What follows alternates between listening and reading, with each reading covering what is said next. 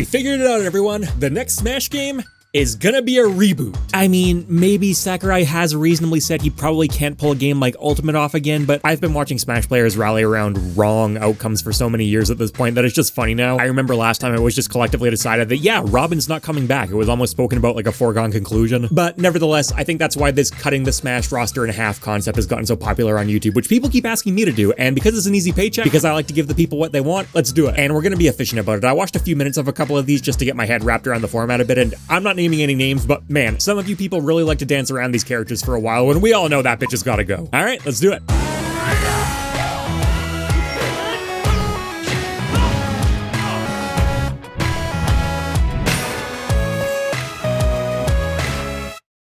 Okay, so starting off with our original group of 12 here, these guys are all 100% safe, no debate. Yes, even though the Earthbound and F-Zero series are essentially dead. Yes, even though Jigglypuff is a result of a very small and almost completely irrelevant snapshot of Pokemon's history. Oh, what's that? She almost got cut in Brawl? Oh, what's that? It looks like she might have been at least a candidate for getting cut in Smash 4. Yeah, well, she wasn't. Too late now. I don't even really like her as a Smash character. Her playstyle is horribly dated and she's incredibly annoying. A patron of mine is working on this insane mod that gives her fairy and music aspects, and it's like, oh, wow. Yeah, seeing this in front of me, it's crazy how much they dropped the ball on the official one, but these are the OGs and we're staying loyal. An easy one though, Dark Samus is getting the axe, and that would apply even if this Echo Fighter concept had been done the slightest bit of justice to begin with, but you had your chance and you blew it. That applies to essentially all of these. Daisy, I would actually welcome a more diverse, interesting, completely decloned Daisy, but it's not essential, and knowing Smash's history, now that she's a clone of Peach, she's essentially never going to be decloned. This is what we have now, we're stuck with it. Chrom, similar story. Dark Pit is my main, and I'm still happy to admit he may well be the single least necessary character on the entire roster. I think statistically he's also the least picked character on the entire roster. You're just gonna go Pit instead. Speaking of Pit, I'm gonna say safe for this one. Yes, the last game he was in came out a decade ago. No, he's not like a household name or anything like that, but he's a Sakurai character. He can have one, and by one, I do mean one. Sorry, Palutena. Similar deal with the Metroid series, whereas Zero Suit Samus is not actually a clone of Samus, nothing of the kind, but we certainly don't need her. Her entire inclusion was based on the back of being a final Smash gimmick. One that might be a bit controversial after we bullied Sakurai into including him. I'm going the same for Ridley. I kind of get the feeling that Sakurai's heart wasn't in this one. He's got such a lame, uninspired playstyle. A bunch of his moves are shared with other characters. He really doesn't actually feel all that much like Ridley to me. Another pass at him may be better, sure, but that's a consideration other characters on this list just don't need, and I'm being ruthless here. I have half a roster to cut. I'm over Ridley anyways. By numbers, Metroid doesn't really need another rep, but I would like to see it.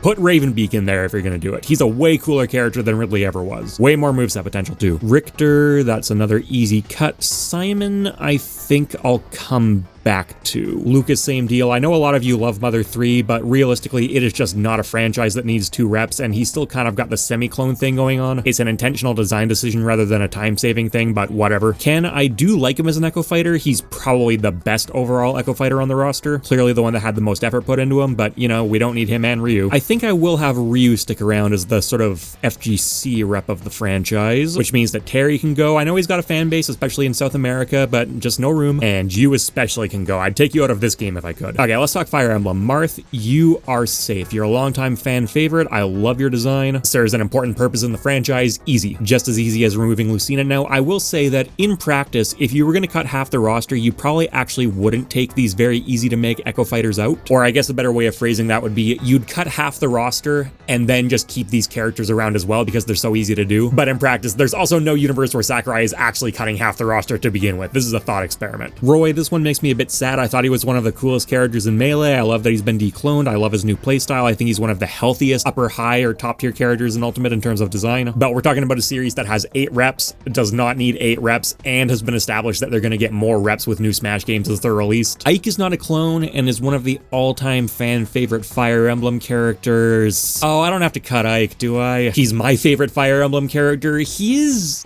the heavy sword fighter. Does the game really have something like that if we take him away? Not really. I wish it did with Ganondorf, but we're not there. Okay, for now, I will let Ike stick around. This is one that may end up getting revisited. We'll see. Projectile sword fighters, on the other hand, we do have plenty of those. I like Robin's design, though. He's definitely one of the more actual representative characters in terms of Fire Emblem mechanics. And if I take him away, we have no Awakening reps left. The game that saved the franchise. I don't think it's that big a deal, though. And yeah, these characters who are just just like protagonists who rotate through every time, they're just not really standing on quite the same ground as characters who have stuck around for decades and are still going strong. Corin, nope, you are a very basic sword fighter with a dragon skin put on top. That's actually pretty easy. Byleth up to this point is absolutely the best rep for Fire Emblem mechanics. It's so cool we actually finally have a weapon triangle user, someone who uses swords, lances, and axes. But we've already had another Fire Emblem game come out since then, and you could basically just drag and drop a Lear on top of this and it would still work fine, right? Yeah, Byleth's gotta go. I guess Pyramithra is the other arguable like heavyweight sword fighter candidate alongside Ike. Not actually heavy, but definitely moves like one. Shame they're getting the axe though. Yeah, they're not even really the rep from Xenoblade 2 people expected to get in, and it's the same deal where you've got another Xenoblade with another protagonist that you could kind of do the same thing over again. Their switching gimmick is kind of cool, but it's not the only time it's been done, and it's the least interesting take on it so far. I would say the series does deserve a rep though, and you know, Shulk's managed to stay relatively relevant in it the entire time. He can stick around. Ice Climbers, they've been cut before, they can be cut again. They're kind of a cool legacy pick, I do like having them around. Interesting playstyle that still hasn't fully been duplicated, but come on. Alright, I was talking about switching mechanics. So, Zelda can stay, and Ganondorf as well, even though his design still is really uninspired, and even though he still does play like a partial Captain Falcon clone, I think having the Triforce holders in Smash just needs to be a thing. Sheik, on the other hand, no. Ocarina of Time was the Zelda flagship for a long time. I think it's safe to say it's not anymore though. The Hero of the Wild titles have wildly outsold it, way more relevant with the newer generation. She's a cool character, I love her playstyle, but she's entirely a legacy pick. Pokemon Trainer, I'm gonna say does get to stick around though. Very unique character. It makes a ton of sense to represent the 3 original starters. Those are just gonna be relevant forever. You've got 3 completely different archetypes playable in a single fighter, no complaints. As far as other Pokemon go, I think Pichu is an incredibly easy cut. I don't expect too much pushback on that one. Mewtwo I'm gonna let stick around for now at least. This is another one that may get revisited, but you know, he's still one of the most relevant Pokemon to this day. Lucario, who was originally Mewtwo's sort of pseudo replacement, still somewhat relevant, funny enough, but I don't think we need 2 characters like this. With Sheik gone, Greninja's now the main ninja character left on the roster, and is also still one of the most, if not literally the most popular Pokemon in the entire franchise, so he's sticking around. It's starting to get slightly hard to see. Let's make it a little clearer. Okay, so Falco is on very shaky ground, but purely based on legacy, he will, for now, get to stick around. Wolf, though, as cool as Wolf is, I think that Ultimate Wolf is the best designed character in the game, one of the best designed Smash character platform fighter characters ever. It's too much. Star Fox, the franchise whose last entry was a flop on the Wii U, there's no world where that needs 3 reps. Educated Mario, I mean, I'm gonna miss him, but I don't think it's that big a deal to cut him. Wario is part of the core Mario gang. I think he does manage to work his way in there. Rosalina, honestly, at this point, yeah, she's in that group too. Peach, another super easy pick alongside Mario and Luigi. Bowser, yep, same story. Bowser Jr., he's kind of in there too, but I'm gonna say no. If there were fewer Mario characters in the game, you could make a case for him, but even with a franchise this big and this important, there's a limit. And then Piranha Plant is a joke that I did appreciate the first time, but certainly does not need to be repeated. Villager and Isabelle. Animal Crossing definitely does deserve a rep. It's actually kind of a question of which one of these is better. I'm not keeping both. You know, I'd actually probably say Isabelle. She's much more of the series mascot than the Villager characters are, and I'm just generally not the world's biggest fan of these Avatar characters. Yeah, strictly speaking, it does make sense for Villager to be using a wider and more interesting array of tools, but if Isabelle was using some of them instead, would anyone really be complaining? Oh, I forgot about Incineroar for Pokemon. Look, I love Incineroar. I've played some Incineroar. I think he's one of the most fun characters in Ultimate's roster, but he wasn't even the foregone conclusion for a Gen 7 rep, and we're 2 whole generations past that at this point. May well be 3 by the time Smash 6 comes out. Okay, so if my count's correct, we need to be cutting a total of 43 characters, and we're actually doing okay. I feel like we're getting close to entering tricky territory, but we're not quite there yet, especially because we still have, where is he? Young Link.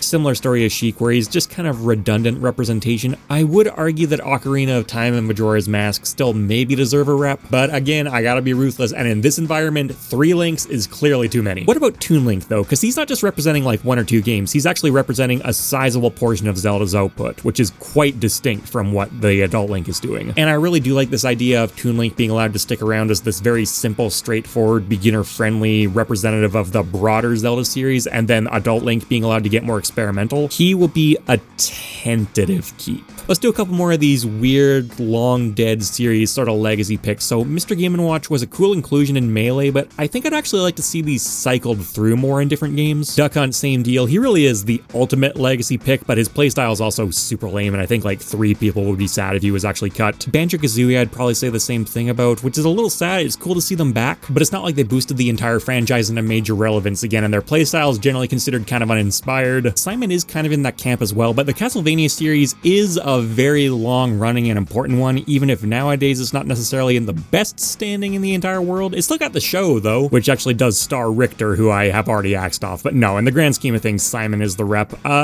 Tentative on that one. He'll be probably one of the first ones cut if I need to come back. Meta Knight, let Sakurai have his fun. King DDD, let Sakurai have his fun. Rob, yep, another of these legacy picks that's quite easy to hit. 10 more to cut. Okay, let's see. Wii Fit Trainer, yeah, that one can go pretty easily. Interesting pick the first time around, but even back then, a little bit unexpected and not like an earth-shattering one. And totally dead on the Switch, has actually been completely replaced by something else. Snake, again, cool to have him back, but was a weird choice all the way back in Brawl and is purely just kind of a, oh, cool, Brawl nostalgia kind of character. I actually do like his playstyle, but really not needed. Sephiroth, I'm not 100% sure I'm going to keep Cloud around. I might, I think you could make a case for a Square Enix rep, but even though they are a very iconic hero-villain pair and Smash just generally could use more villains, it seems a bit redundant. Sora is a tricky one. I'll come back to him. The Mii characters do still exist on the Switch, but they really don't feel like a front-facing part of Nintendo's iconography anymore. But custom characters are a really cool concept, and it would be a shame to see that go away completely. Yeah, we are getting into tricky territory now. I'll come back to these two. So Sonic, horrible playstyle in Smash, always has been, really needs a substantial overhaul, but I think that overhaul's worth it. He's just way too iconic a character, was requested in Smash for way too long. He really is truly one of gaming's all-time icons. Pac-Man, I would actually say pretty much the same thing for. Nowhere near as relevant in the modern era, but like, your grandma probably knows who Pac-Man is, right? It just feels correct for him to be in Smash. Olimar represents a major Nintendo franchise, not insanely major, certainly no Zelda or Mario. Its sales can actually often be a little bit underwhelming, but I would still definitely say Pikmin deserves to be in here. Similar story for Inkling, minus that whole underwhelming sales comment. Splatoon's one of Nintendo's new juggernauts. Oh, you know what definitely didn't turn out to be one of Nintendo's new juggernauts, though? Min Man. And also just fuck this character. Legitimately one of the most ridiculous designs Sakurai ever came up with. I'd take her out of the game even if ARMS had sold 10 times as many copies. A lot of people would say a very similar thing about Steve. I think he's much closer to being a viable, cool design, though. He's more number tweaks away from it than fundamental top-to-bottom rework level like Min Min is. And also, it's Minecraft. Literally the biggest video game mankind has ever come up with. If they can keep Steve, I think they should keep Steve. Yes, with a rework, but I think he's got a case. Little Mac's another one of these weird, long-dead legacy picks. He does have a very interesting, distinct playstyle that a lot of players find themselves drawn to, at least at first, but they've had 2 games to make something actually happen with that grounded playstyle, and they've shown that they're really having trouble making it work. It just fundamentally seems difficult to make work. Not impossible, but I'm kind of inclined not to have faith in it at this point. He's a very unhealthy design and not a particularly relevant character. Joker, I think I can safely get rid of. Yes, Persona 5 did numbers, but it's the 5th entry in a series, and he's only the protagonist for that one entry, right? And it's spin-off games and stuff like that. Shut up, you know what I mean. There will be a Persona 6 with a new hero. They can try again then. Diddy Kong, even though I've consistently found him insanely annoying, he is important enough to stay. Hero is in the same camp as Joker, where he's a rotating protagonist, except he's not actually, because they just proved that you can essentially swap out any of them and it would work just fine. That is kind of part of the problem, though. Dragon Quest originated so many of the tropes that you see nowadays that it feels kind of plain and basic in comparison. And also, I'm not Japanese, which are the people who are actually advocating for this character, but you know what? He really does have a lot of advocacy, and in this particular instance with the way he plays, I think the ability to drop in and drop out new characters as the games come is actually a perk. King K. Rool is the main antagonist of the DK franchise, but he's not the only one. And in the broader scope of pop culture, I'm not really sure he's that relevant. I really am just finding myself going back and cutting all the villains. You can see why Smash doesn't end up with them to begin with, which is a shame, but I keep using that word ruthless. It's the situation I find myself in. 4 more cuts, and now things really are getting tough. Okay, here's what I'm gonna do. Cloud is getting cut. He's the protagonist of one of a very long line of numbered games, and then shows up here and there in other appearances too. Sora, though, is the main protagonist from a long-running franchise, and he's also in that Final Fantasy anime nonsense soup, and he's one of the most requested Smash characters of all time. He can be the rep. Bayonetta is still a somewhat relevant franchise. Cool that she's been adopted by Nintendo. Very interesting, unique playstyle that actually does somewhat work in Ultimate. I'll give it to her. Mega Man, even though he is somewhat of a legacy pick at this point, he's a very long-standing legacy pick. He does feel very at home on Nintendo consoles, even though that's not all he's appeared on. And like I said, I'm interested in keeping the Miis if I can. Okay, so here's the list with every single character accounted for, and I still need to cut 2. Simon is definitely on the chopping block. I really do like having both halves of the Metroidvania genre represented though. I could cut the Mii fighters and then actually be able to bring someone back. Being able to play as yourself in the game is so cool though.